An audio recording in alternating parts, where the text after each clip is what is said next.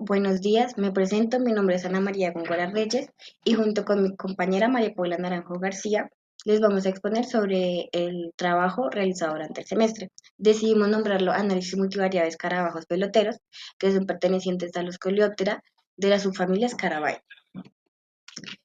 Aquí les presentamos el índice, que es como el orden de nuestra presentación, donde vamos a tener introducción y objetivos, presentación de la base de datos, metodología y análisis, resultados y análisis, conclusiones y anexos. Como una breve introducción, tenemos que los coleóptera, que los escarabajos, son buenos bioindicadores, pues por su alta diversidad regional y local, pues utilizan sus heces como recurso, lo que los hace muy importantes para el ecosistema. A partir de estas características morfológicas y a sus comportamientos, los podemos dividir en grupos funcionales, lo que nos ayuda a entender cómo su comportamiento respecto al cambio de su hábitat y también a las perturbaciones ambientales. Bueno, como objetivos tenemos nuestro objetivo principal, que es analizar la variación morfométrica de los escarabajos de la subfamilia Scarabaei, esto mediante técnicas de estadísticas multivariadas. Ya más específicamente, queremos describir las características morfométricas de las especies, aplicar un análisis de componentes principales, PSA. Esto es para identificar los ejes principales de variación morfológica. También queremos realizar un análisis de clúster. Esto es para agrupar a los individuos en base a su similitud morfométrica. Y por último, queremos evaluar si estos agrupamientos coinciden con las variables ecológicas, que son grupo funcional y actividad. Bueno, para la base de datos nosotros sacamos la información de un estudio que se hizo precisamente de ecología funcional con escarabajos de la familia Scarabaeidae en Brasil, en el Pantanal en Brasil, por lo que tomamos una porción de la base de datos de ellos para hacer la nuestra. De ahí sacamos los datos y acá, pues acá se encuentra el DOI del artículo. En cuanto a las variables cuantitativas que tenemos, son las medidas morfológicas de los escarabajos. Entonces tenemos el área del ala, que es la figura D. Tenemos el largo del pronoto, que es la primera flecha dentro de la figura A. Tenemos el largo de los élitros, que son la segunda flecha en la figura A. Tenemos la altura del prosterno, que es la flecha que está en la figura B. Tenemos el largo de la tibia media, que es la primera flecha larguita dentro de la figura E. Tenemos el área de la tibia anterior, que es lo que señala la figura B. Y tenemos el tamaño general y además de eso el ancho apical, que es la flechita pequeña que se ve en la figura E. En cuanto a las variables cualitativas que tenemos las especies que tenemos en la base de datos, el tipo de actividad que puede ser diurno o nocturno, la forma del nido, si es en forma de bola o no, el desplazamiento horizontal, si tiene desplazamiento horizontal o no la especie para mover pues su nido o su bolita, y pues el grupo funcional. Dentro de los grupos funcionales se dividen principalmente en tres. Entonces tenemos los paracópridos, que es, como lo pueden ver, la figura o el escarabajito que está señalado con la letra A en la imagen, que básicamente son los que entierran el estiércol debajo o cerca al lugar donde lo encuentran. Luego tenemos los endocópridos, que son los habitantes del estiércol, que como tal es el escarabajito señalado con la letra B, y básicamente ellos no trasladan como tal su bolita de estiércol, sino que las larvas se desarrollan dentro de la misma masa. Y tenemos el C, que serían los telecópridos o los rodadores, que básicamente son los que forman las bolitas de estiércol y lo transportan rodando a cierta distancia desde el sitio de origen, entonces mantienen moviendo su bolita de estiércol de un lado a otro.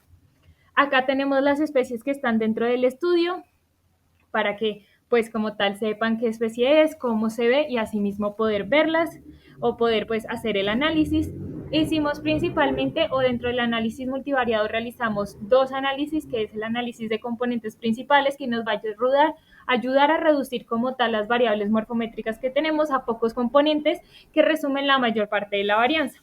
Y además de esto también hicimos un clúster con agrupamiento jerárquico y k-means, que es lo que nos va a ayudar a hacer esos grupos de individuos en función de su similitud morfométrica y de su grupo funcional. Para presentar los datos y resultados, tenemos la fase descriptiva, que nos muestra una tabla con un gradiente de morfología de las especies y de los grupos funcionales. Tenemos primero los endocópridos anidadores, que presentan una media de 48.9 y una desviación estándar de 9.5.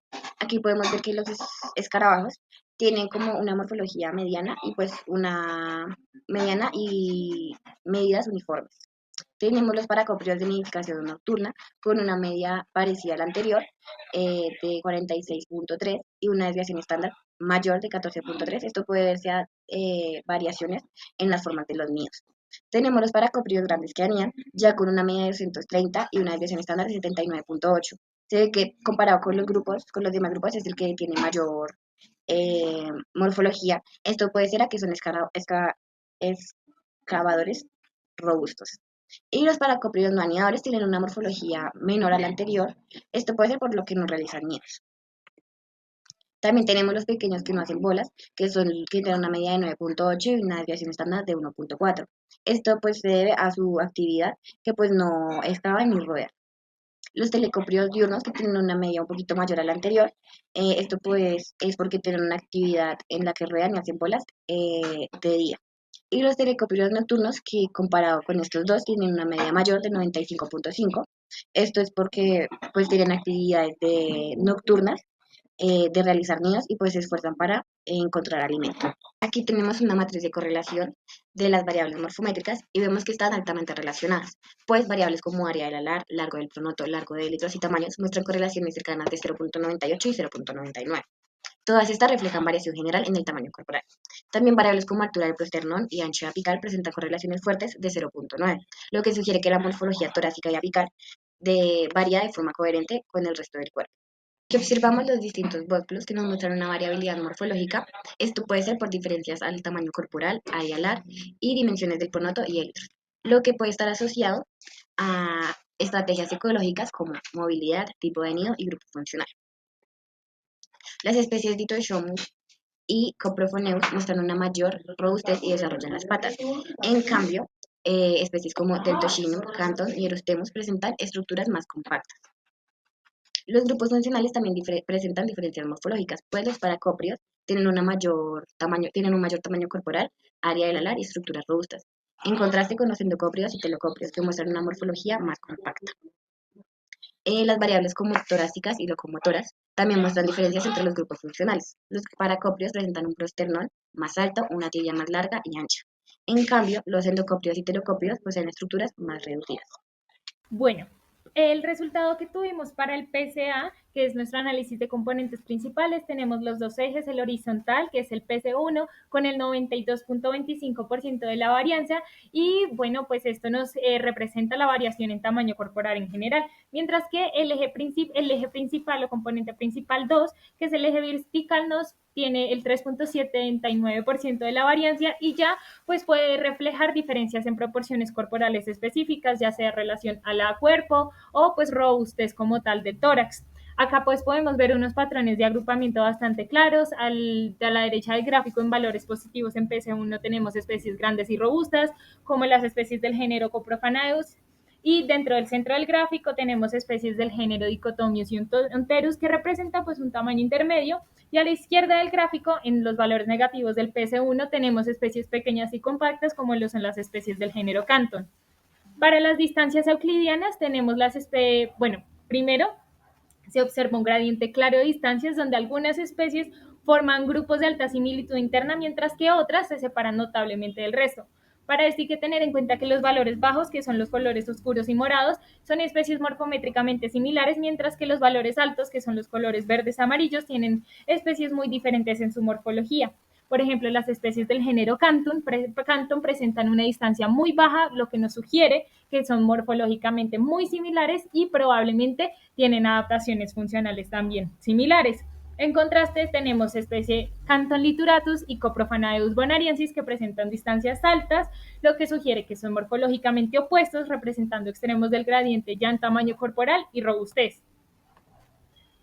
Para esto, bueno, luego continuamos con un dendrograma que lo hicimos basándonos en las distancias euclidianas que ya les presenté anteriormente y bueno, pues luego pues el método de enlace utilizamos el método WORD. Acá nos muestra tres agrupamientos principales basados en la similitud morfométrica. Las especies, por ejemplo, del género Coprophanaeus y Dicotomius, pues, forman un clúster robusto asociado al gran tamaño corporal y fuerza. Y ya tenemos especies del género Canton y Deltoquilium, se agrupan por su morfología compacta y rodadora, mientras que especies del género Onterus y Digidontophagus presentan ya rasgos intermedios.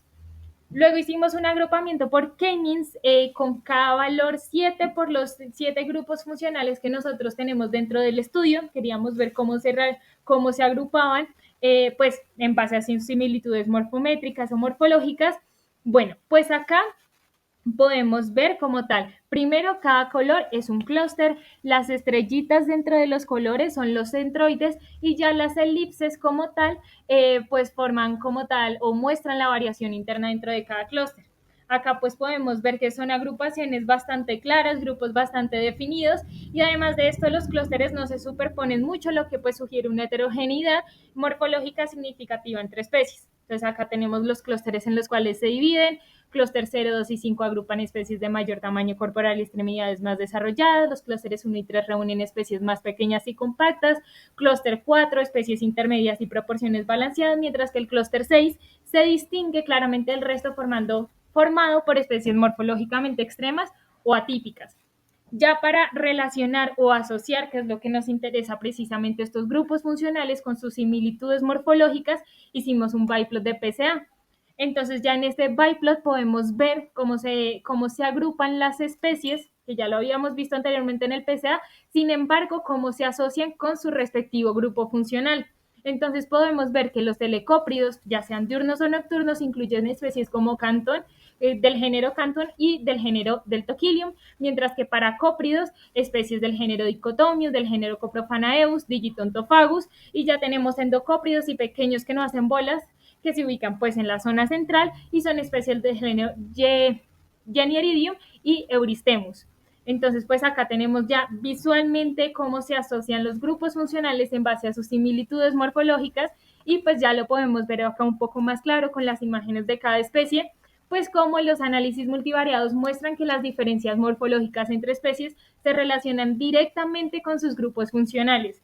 Podemos ver el grupo de los telecópridos, las especies, cómo son las especies acá. Ya visualmente podemos ver que son especies pequeñas, compactas, porque ellos precisamente son adaptados al movimiento rápido de sus bolas de estiércol. Tenemos el grupo de los paracópridos, excavadores o anidadores que poseen ya cuerpos grandes, como en las tibias son desarrolladas, son grandes porque ellos están adaptados a la excavación. Tenemos los endocópridos, especies que no forman bolas, que como vemos son formas intermedias entre los dos tamaños, pero que como vemos las patas anteriores son mucho menos desarrolladas a diferencia de los paracópridos. Como tal, podemos decir que en conjunto los resultados del PCA, K-means, dendrograma, evidencian como tal un gradiente morfofuncional que va de especies rodadoras pequeñas y móviles hacia excavadoras grandes y robustas, confirmando pues que la morfología refleja las estrategias ecológicas de los escarabajos coprófagos y pues específicamente en estas especies que manejamos. Acá tenemos las referencias, link de Python y link de YouTube. Gracias.